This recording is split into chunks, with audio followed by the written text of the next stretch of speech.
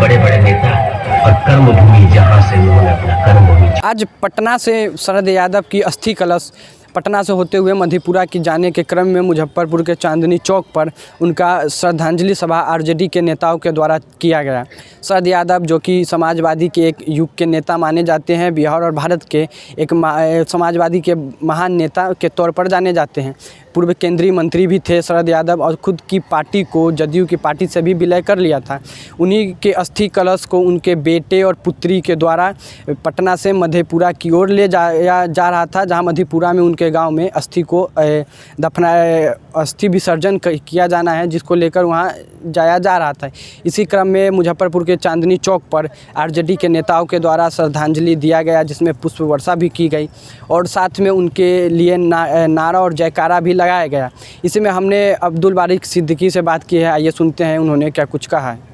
कितनी बड़ी कमी खल रही होगी आज शरद यादव की? ऐसा है कि शरद जी समाजवादी आंदोलन के दूसरी पीढ़ी के सबसे बड़े नेता थे और बिहार से उनका लगाव और बिहार में उनका संघर्ष वो रहा है और यही कारण है कि वो समझिए, हालांकि पैदा हुए वो मध्य प्रदेश में, मगर उनकी कर्म भूमि जो है वो बिहार बन गई थी।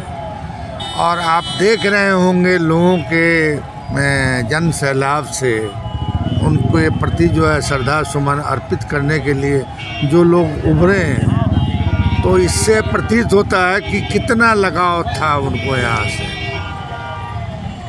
उनकी कमी हम लोगों को खलेगी और दुखद है हम लोगों के लिए। हम लोगों ने कभी सोचा नहीं था कि इतने जल्दी हम लोगों को वो छोड़ के चले। अभी जैसे हालात है उसमें शरद यादव की इतनी जरूरत है? अभी के हालात में तो उनकी ज़रूरत थी, बेहद ज़रूरत थी। अस्वस्थ हो गए थे हम लोग, तो दुखी उसी वक्त से थे जब वो अस्वस्थ हो गए थे। मगर उनके बताए हुए रास्ता संघर्ष का और समाजवाद का, गरीब के लिए लड़ने का, ईमान का वो बताया गया। अगर उसको हम आगे बढ़ाते हैं तो वही उनके प्रति सच्ची श्रद्धांजलि है।